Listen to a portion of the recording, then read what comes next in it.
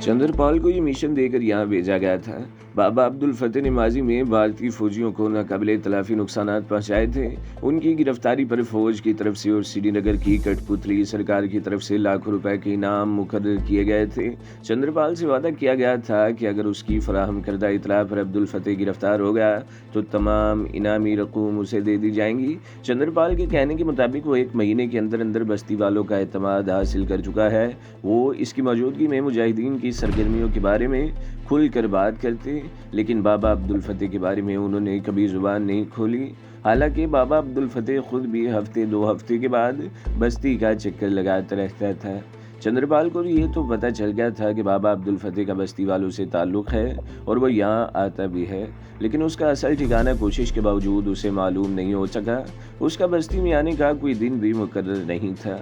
जाहिर है वो कर्नल को उसके बारे में कोई हतमी इतला नहीं दे सकता था, और फिर वो बस्ती के एक शख्स से बाबा अब्दुल फतेह का ठिकाना मालूम करने में कामयाब हो गया। उसने ट्रांसमीटर पर अपने कर्नल को इतला दे दी। चंद्रपाल को ये मालूम नहीं था कि बाबा अब्दुल फतेह के इस खुफिया ठिकाने पर कुछ और लोग भी मौजूद हैं। उसने कर्नल को ये बताया था कि बाबा अब्दुल फतेह अकेला रहता है। उसकी इतला पर कर्नल ने सिर्फ 4 फौजियों पर मुश्तमिल एक टीम को उन पहाड़ों में भेज दिया।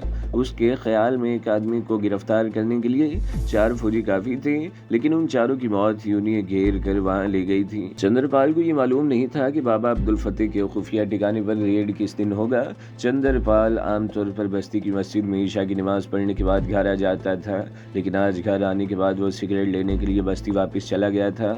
उस वक्त तक हम बस्ती में पहुंच चुके थे और बाबा अब्दुल फतेह की शहादत की इतला भी बस्ती के बेशतर लोगों तक पहुंच चुकी थी। चंद्रपाल जिस दुकान पर सिगरेट लेने के लिए गया था उसे भी ये इतला वहीं से मिली थी। वो काफ़ी देर तक वहीं बैठा बातें करता रहा और फिर 2-3 आदमियों के साथ वली मोहम्मद के मकान पर आ गया। वो अपनी आकाओं को इतला देने से पहले खुद तस्दीक कर लेना चाहता था, लेकिन हमारे हत्थे चढ़ गया। अगर हमारे यहाँ पहुँचने में चंद मिनट की ताखीर हो जाती तो वो ट्रांसमीटर पर अपने आकाओं को इतला दे चुका होता। ठीक है, मैंने चंद्रपाल के खामोश होने पर कहा, यूँ तो तुमने पूरी वादी में मुसलमानों को नाकाबिले तलाफी नुकसान पहुँचाया है। बाबा अब्दुल फतेह भी पूरी वादी के लोगों का हीरो था, लेकिन उसे उस बस्ती से ख़ास लगाव था। इस बस्ती को भी तुम नाकाबिले तलाफी नुकसान पहुँचा चुके हो। वक्तन फ़वक्तन पनाह लेने वाले मजमूई तौर पर 8 मुजाहिदीन के अलावा बस्ती के 2 बेगुनाह नौजवान भी शहीद किए जा चुके हैं, इसलिए तुम्हारी तकदीर का फैसला भी बस्ती वाले ही करेंगे। चंद्रपाल का चेहरा धुआं हो गया। इस दौरान बाहर से शोर की आवाज़ें सुनाई देने लगी। लगता था जैसे बहुत से लोग जमा हो गए हों, और फिर बाहर वाला दरवाज़ा ज़ोर ज़ोर से धड़धड़ाया जाने लगा। इसके साथ ही कोई रुस्तम का नाम लेकर पुकार रहा था। मैंने वली मोहम्मद की तरफ देखा, वो कमरे से बाहर निकल गया। उसकी वापसी चंद मिनट बाद हुई थी। उसके साथ बस्ती के 3-4 आदमी भी थे। किसी के हाथ में लाठी थी, किसी के हाथ में कुल्हाड़ी, एक के हाथ में राइफल भी थी। और फिर उसकी बात सुनकर उन लोगों ने यहाँ जमा होने की वजह समझ में आ गई।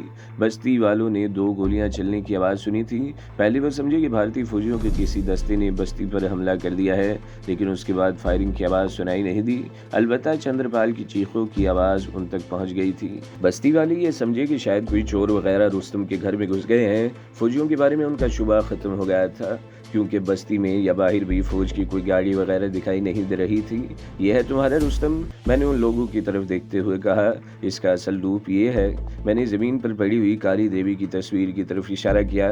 ये मुसलमान के भेष में हमारी बस्तियों में जाकर मुखबरी करता रहा। कई मुजाहिदीन इसकी वजह से शहीद हुए, कई मासूम औरतों की इज्जत लूटी गई, कई घर जलाकर राख कर दिए गए। आज हमारा बाबा अब्दुल फतेह भी इसकी वजह से शहीद हुआ। नूरी और अब्दुल्ला की ज़िंदगियों के चिराग भी इसी की वजह से गुल हुए। यूँ तो ये वादी की तमाम मुसलमानों का मुजरिम है, लेकिन उसे सज़ा देने का हक तुम लोगों को है। इस बस्ती के लोग ही इसके लिए सज़ा तजवीज़ करें।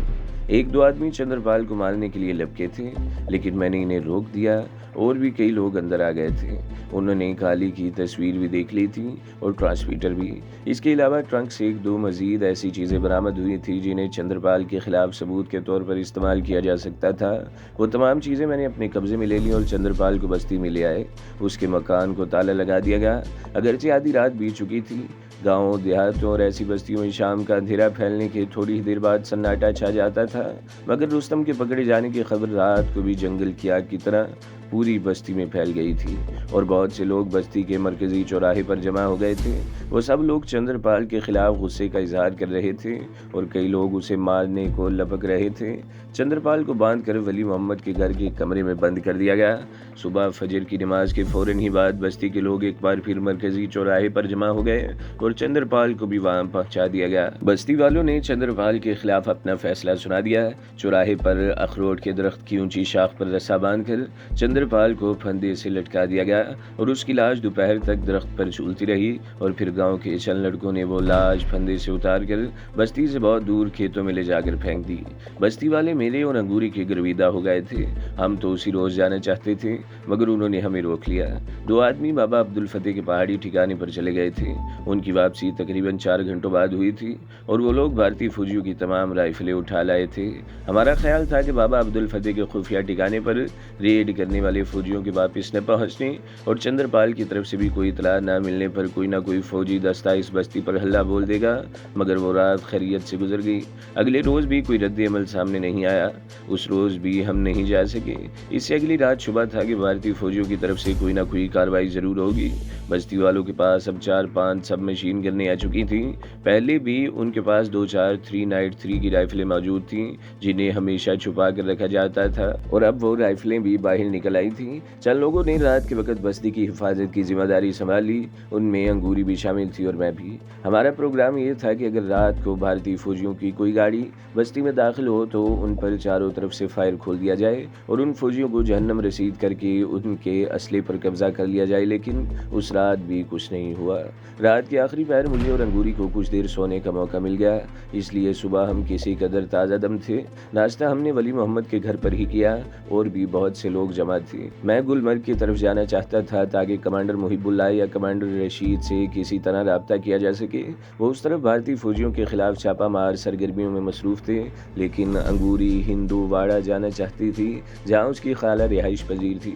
اس کا خیال تھا کہ 2-4 روز ہندوواڑہ میں رہنے کے بعد ہم بارہ مولا کی طرف آ جائیں گے اور وہاں سے گلمرگ کی طرف نکل جائیں گے۔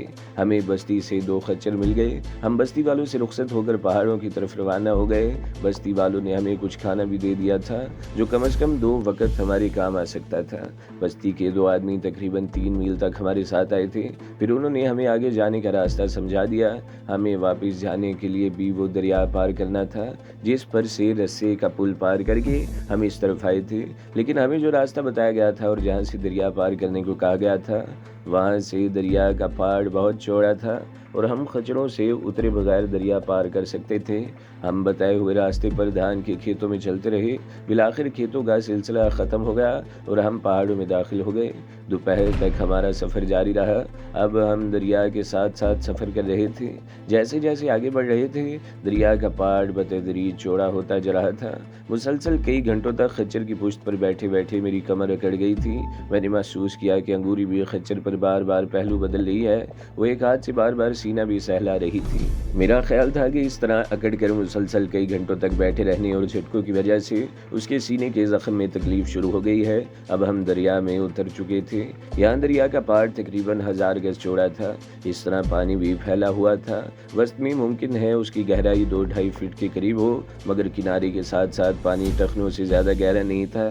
میری نظر سامنے بہت دور درختوں کے ایک جھنڈ پر مرکوز ہو گئی۔ وہ جھنڈ دریا کے کنارے کے بالکل ساتھ تھا اور میں سوچ رہا تھا کہ وہاں پہنچ کر کچھ دیر آرام کر لیا جائے۔ ہم تقریباً 20 منٹ میں وہاں پہنچ سکتے تھے۔ وہ خوبانی کے درخت تھے، پھول جھڑ رہے تھے اور پھل بھی آنا شروع ہو گئے تھے۔ میں اپنا خچر روک کر نیچے اترایا اور انگوری کو بھی سہارا دے کر نیچے اتار لیا۔ انگوری خچر سے اترتے ہی چھوٹے چھوٹے پتھروں میں اگی ہوئی مخملی گھاس پر لیٹ گئی۔ وہ ایک ہاتھ سے مسلسل سینے کو سہلا رہی تھی۔ زیادہ تکلیف ہو رہی ہے؟ میں نے اس کے قریب بیٹھ کر پوچھا۔ ہاں، اس نے گہرے گہرے سانس لیتے ہوئے جواب دیا۔ اکڑ کر بیٹھے رہنے اور جھٹکے لگنے سے درد ہو رہا ہے۔ مرہم والی وہ ڈبیا کہاں ہے؟ میں نے پوچھا۔ جیب میں رکھی ہے، ابھی ذرا سانس درست ہو جائے تو میں نکالتی ہوں، انگوری نے جواب دیا۔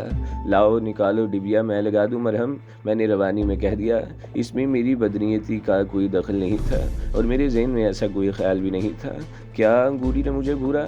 کیا تم سوری انگوری، میں گڑبڑا گیا، میرا یہ مطلب ہرگز نہیں تھا۔ مجھے اپنی بات پر شرمندگی ہو رہی تھی۔ میں اٹھ کر چند گز دور چلا گیا جہاں ٹخنوں تک گہرا پانی بہہ رہا تھا۔ میں نے پہلے جی بھر کے پانی پیا، پھر جوتے اتار کر پیر پانی میں ڈال دیے اور مڑ کر انگوری کی طرف دیکھنے لگا۔ اس کا ایک ہاتھ کرتے کے اندر تھا، شاید وہ زخم پر مرہم لگا رہی تھی۔ میں پھر سیدھا ہو کر بیٹھ گیا۔ چند منٹ بعد انگوری بھی اپنی جگہ سے اٹھ کر میرے قریب آ گئی۔ ناراض ہو گئے؟ اس نے مسکراتے ہوئے میرے کاندھے پر ہاتھ رکھ دیا۔ کیوں، میں تم سے ناراض کیوں ہونے لگا؟ میں نے کہا، میں نے تمہیں ڈانٹ دیا تھا نا۔ وہ میرے قریب ہی پتھر پر بیٹھ گئی اور جھک کر ہاتھ دھونے لگی۔ میں نے تمہاری ڈانٹ کا برا نہیں مانا، غلطی میری ہی تھی، مجھے ایسی بات کہنی ہی نہیں چاہیے تھی۔ میں جانتی ہوں، اس نے میری بات کاٹ دی، مجھے تمہاری نیت پر کوئی شبہ نہیں۔ اچھا بس اب اس بات کو ختم کرو، مجھے بھوک لگ رہی ہے، کچھ کھانے کے بارے میں کیا خیال ہے؟ بھوک تو مجھے بھی لگ رہی ہے۔ ہم جس جگہ بیٹھے ہوئے تھے درختوں کا سایہ وہاں تک پہنچ رہا تھا۔ میں وہ پوٹلی اٹھا لایا جس میں ولی محمد کی بیوی نے کھانا باندھ دیا تھا۔ چاول کے آٹے کی موٹی موٹی روٹیاں تھیں۔ ایک اور پوٹلی میں بھنے ہوئے چاول بھی تھے جن میں گڑ ملا ہوا تھا اور روٹیوں اور مرچوں کا اچار رکھا ہوا تھا۔ میں نے کپڑے کو وہیں دسترخوان کی طرح بچھا دیا اور ہم دونوں آمنے سامنے بیٹھ کر اچار کے ساتھ روٹی کھانے لگے۔ اگر تمہیں 2-3 دن آرام مل جائے تو تمہارا زخم ٹھیک ہو جائے گا، اور اگر اسی طرح باغ دوڑ کرتی رہی تو زخم کے پھیل جانے کا اندیشہ ہے۔ میں نے کہا، ہندواڑہ میں خالہ کے ہاں شاید آرام کا موقع مل جائے۔ انگوری نے منہ میں نوالا رکھتے ہوئے جواب دیا، لیکن میں نے طے کر رکھا تھا کہ اب زندگی بھر آرام سے نہیں بیٹھوں گی، ان خونخوار بھیڑیوں کے خلاف لڑتی رہوں گی جو ہماری سرزمین پر قابض ہیں اور ہمارے بہن بھائیوں کے خون سے ہولی کھیل رہے ہیں۔ میرا بھی یہی مشن ہے، میں نے جواب دیا۔ بابا عبدالفتح کی شخصیت نے مجھے بے حد متاثر کیا تھا۔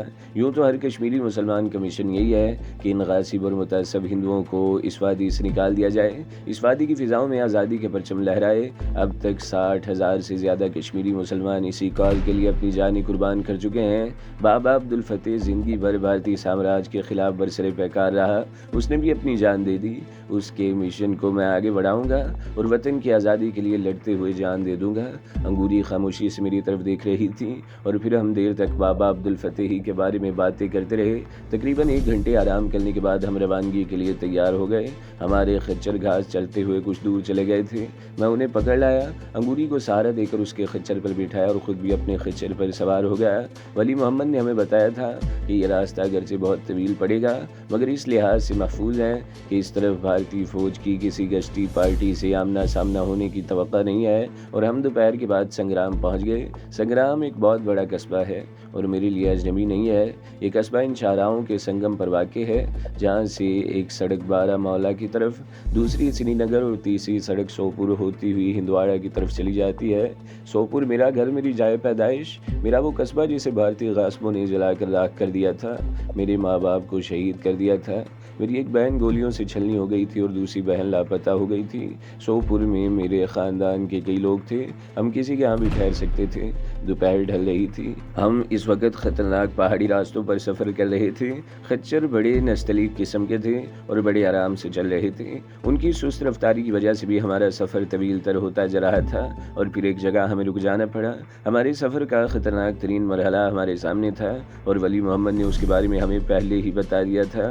وہ راستہ بہت ہی خطرناک تھا۔ ایک طرف بالکل عمودی چٹان تھی، اس کے ساتھ تقریباً 4 فٹ چوڑی ایک پٹی سی تھی جس کی دوسری طرف سینکڑوں فٹ گہرے کھڈ تھے اور نیچے بہت دور دریا کا پانی دھوپ میں چمک رہا تھا۔ یہ خطرناک راستہ تقریباً 50 گز طویل تھا اور یوں لگتا تھا جیسے ایک کارن سی عمودی چٹان سے باہر کو نکلی ہوئی ہو۔ ہم دونوں اپنے اپنے خچروں سے اتر آئے۔ وہاں ہوا بھی تیز تھی۔ میں نے انگوری کی طرف دیکھا، اس کے چہرے پر خوف کے تاثرات ابھرے ہوئے تھے۔ یہ تو بڑی خطرناک جگہ ہے، کوئی اور راستہ نہیں؟ انگوری نے میری طرف دیکھتے ہوئے پوچھا۔ میلوں دور تک تو ہم تنگ سے درے پر سفر کرتے آئے ہیں، کوئی اور راستہ تو نظر نہیں آیا، میں نے جواب دیا اور اس خطرناک راستے کو دیکھنے لگا۔ میرا خیال ہے کہ راستہ پار کر لینا زیادہ مشکل نہیں ہے، بس ذرا محتاط رہنے کی ضرورت ہے، میں نے کہا۔ خچروں پر سوار ہو کر تو ہم اس راستے پر نہیں جا سکتے، تم خچر کی لگام پکڑ لو، چٹان کے ساتھ ساتھ چلتی رہنا، میں آگے چلتا ہوں اور تم میرے پیچھے رہنا۔ انگوری نے کوئی جواب نہیں دیا، وہ متوحش سی نظروں سے اس راستے کو دیکھ رہی تھی۔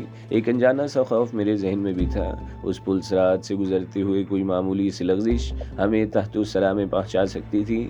ہم دونوں نے اپنے آپ کو ذہنی طور پر تیار کر لیا۔ پہلے میں آگے بڑھا۔ میں نے خچر کی لگام اپنے ہاتھ میں پکڑ لی اور چٹان کے ساتھ رگڑ کھاتا ہوا آگے بڑھنے لگا۔ میں نے لگام ایک طرف سے دبا رکھی تھی تاکہ خچر بھی چٹان کے قریب ہی رہے۔ ڈرو مت انگوری، میں نے انگوری کی حوصلہ افزائی کرتے ہوئے چیخ کر کہا، بس اسی طرح چٹان کے ساتھ ساتھ آ جاؤ۔ انگوری بڑی ہچکچاہٹ کے ساتھ خچر کی لگام پکڑے چٹان کے ساتھ ساتھ چلنے لگی۔ میں اس سے تقریباً 10 گز آگے تھا۔ تیز ہوا ہمیں پیچھے دھکیل رہی تھی۔ نیچے سینکڑوں فٹ گہرائی تھی اور اس طرف دیکھتے ہوئے بھی خوف آتا تھا۔ میں اس طرف دیکھنے سے بھی کترا رہا تھا اور چیخ چیخ کر انگوری کو بھی ہدایات دیتا جا رہا تھا۔ ہم نے تقریباً 40 گز کا فاصلہ طے کر لیا۔ آگے صرف 10 گز فاصلہ رہ گیا، لیکن آگے چند فٹ تک وہ راستہ مزید تنگ ہوگا۔ میرا خیال ہے وہاں سے اس راستے کی چوڑائی 3 فٹ سے زیادہ نہیں ہوگی۔ یہ ہمارے اس سفر کا کٹھن ترین مرحلہ تھا۔ میں نے انگوری کو پیچھے ہی رکنے کا کہہ دیا اور خود بہت محتاط انداز میں دیوار کے ساتھ ساتھ چپک کر آگے سرکنے لگا۔ خچر کو بھی میں نے چٹان کی طرف رکھا تھا۔ 8-10 فٹ کا یہ فاصلہ بہت قیامت خیز ثابت ہوا۔ باقی راستہ طے کرنے میں مجھے زیادہ دشواری پیش نہیں آئی۔ خچر کو کھلی جگہ پر آگے ہانک کر میں واپس آ گیا۔ ابھی میں اس تنگ راستے سے چند فٹ دور ہی تھا کہ انگوری کے خچر کے ہنہنانے کی آواز سن کر چونک گیا۔ پتہ نہیں کس وجہ سے خچر مچل گیا تھا اور سر کو جھٹکے دے کر انگوری سے لگام چھڑانے کی کوشش کر رہا تھا۔ انگوری نے لگام کو دونوں ہاتھوں سے پکڑ رکھا تھا اور خچر کو قابو میں کرنے کی کوشش کر رہی تھی۔ انگوری لگام چھوڑ دو! خچر کے ہنہنانے کے شور میں میری آواز انگوری کے کانوں تک پہنچ گئی۔ اس نے لگام چھوڑ دی۔ لگام چھوڑتے ہی خچر مزید پیچھے ہٹا۔ اس کا ایک پیر کھڈ کے کنارے سے اتر گیا اور پھر دوسرا پیر بھی۔ انگوری بھی لگام چھوڑتے ہی لڑکھڑا گئی۔ میں نے اپنی جگہ سے چھلانگ لگا دی اور انگوری کو ساتھ لیتا ہوا عمودی چٹان کے قریب گرا۔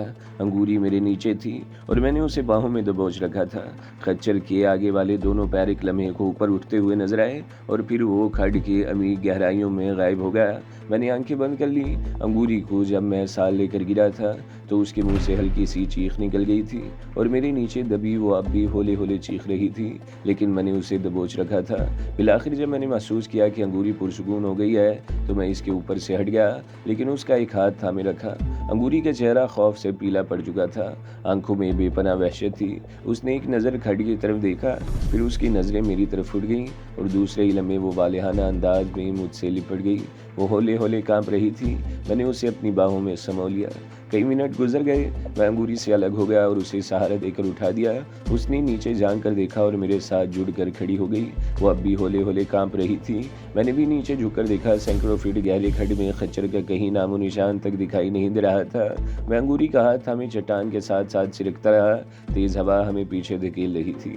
انگوری نے نیچے کی طرف دیکھا اور پھر ایک ہاتھ سے سر تھام کر بیٹھ گئی۔ نیچے مت دیکھو، چکر آ جائے گا، میں نے کہا اور اس کا ہاتھ تھامے کھڑا رہا۔ انگوری کی وجہ سے وہ پل سے راہ عبور کرنے میں کئی منٹ لگ گئے۔ اس خوفناک ترین راستے کے اختتام پر کھلی جگہ تھی۔ چند گز آگے 2-3 درخت تھے۔ میرا خچر اس طرف گھاس چر رہا تھا۔ میں انگوری کو لے کر ان درختوں کے نیچے آ گیا۔ انگوری ایک پتھر پر بیٹھ کر گہرے گہرے سانس لینے لگی۔ میں اس کے قریب کھڑا ادھر ادھر دیکھتا رہا۔ کچھ دور کہیں بلندی سے پانی گرنے کی آواز سنائی دے رہی تھی۔ میں خچر کو پکڑ کر لے گیا، انگوری کو سہارا دے کر خچر پر بٹھایا اور خود لگام پکڑ کر پیدل چلنے لگا۔ ہمیں زیادہ دور نہیں جانا پڑا۔ 20-25 گز آگے ایک موڑ گھومتے ہی ہم رک گئے۔ سامنے ہی 10-12 فٹ کی بلندی سے پانی کی ایک 4 فٹ چوڑی چادر سے گر رہی تھی۔ نیچے جمع ہونے والا پانی ایک ندی کی صورت میں مخالف سمت میں بہہ رہا تھا۔ اس آبشار کے آس پاس رنگ برنگے پھول اپنی بہار دکھا رہے تھے۔ انگوری خچر سے اتر آئی۔ جی بھر کر پانی پینے کے بعد ہم چند منٹ وہاں رکے اور پھر آگے چل پڑے۔ انگوری میرے ساتھ ساتھ چل رہی تھی۔ اس نے خچر پر بیٹھنے سے انکار کر دیا۔ تم اس وقت ڈرے کیوں تھے؟ اگر تمہارا پیر پھسل جاتا تو؟ انگوری نے چلتے چلتے میری طرف دیکھتے ہوئے کہا۔ تو کیا ہوتا؟ میں نے مسکراتے ہوئے جواب دیا۔ خچر سے پہلے میں اس کھڈ میں پہنچ جاتا۔ آئندہ ایسی کوئی بات منہ سے مت نکالنا۔ انگوری نے مجھے گھورا۔ اگر میں دوڑ نہ لگاتا تو خچر کے ساتھ تم بھی پاتال میں پہنچ جاتی۔ تم تو خچر کی لگام چھوڑنے کو تیار ہی نہیں تھی، میں نے کہا۔ تو تم نے میری خاطر اپنی زندگی بھی خطرے میں ڈال دی تھی؟ انگوری نے کہتے ہوئے عجیب سی نظروں سے میری طرف دیکھا۔ میں جواب میں بہت کچھ کہنا چاہتا تھا مگر دل کی بات زبان پر لانے کی ہمت نہیں کر سکا۔ تم نے جواب نہیں نہیں دیا میری بات کا، انگوری بولی۔ خاموشی ہی بعض باتوں کا بہترین جواب ہوتی ہے، میں نے کہا، اور چند لمحوں کی خاموشی کے بعد بولا، تم تھک جاؤ گی، خچر پر بیٹھ جاؤ۔ اور تم؟ اس نے عجیب سی نگاہوں سے میری طرف دیکھا۔ لگام پکڑے پیدل چلتے رہو گے؟ ہاں، میں پیدل چلنے کا عادی ہوں، میں نے جواب دیا۔ پھر یہ طے ہوا کہ ہم دونوں خچر پر بیٹھ جائیں۔ میں نے ایک بڑے پتھر کے قریب خچر روک لیا، پہلے خود سوار ہوا اور پھر انگوری بھی پتھر پر چڑھ کر میرے پیچھے بیٹھ گئی۔ خچر کی کاٹھی کافی مضبوط تھی، وہ ہمارا بوجھ اٹھائے آرام سے چلتا رہا۔ نیلے پتھروں کی سنگلاخ چٹانیں دھوپ میں تپ رہی تھیں، لیکن سبزے کی کثرت اور ہوا کی وجہ سے گرمی کا احساس نہیں ہو رہا تھا۔ ہم چٹانوں کے بیچ بل کھاتے ہوئے تنگ راستے پر سفر کرتے رہے۔ کئی جگہوں پر ہمیں خچر سے اتر کر پیدل چلنا پڑا۔ سورج مغرب کی طرف جھک رہا تھا۔ ولی محمد نے کہا تھا کہ دوپہر کے تھوڑی دیر بعد ہم سنگرام پہنچ جائیں گے، لیکن ہم مسلسل اونچے پہاڑوں میں سفر کر رہے تھے اور آبادی کا کہیں نام و نشان تک نظر نہیں آ رہا تھا۔ میرے دل میں اب طرح طرح کے خدشے سر ابالنے لگے، کہیں ہم راستہ تو نہیں بھٹک گئے۔ تھوڑی دیر بعد انگوری نے بھی اس خدشے کا اظہار کیا، اگر ہم راستہ بھول گئے تو ان پہاڑوں میں بھٹکتے رہیں گے اور ہمیں رات بھی یہیں گزارنی پڑے گی، انگوری نے کہا۔ پہاڑوں میں رات گزارنے سے ڈرتی ہو؟ میں بولا۔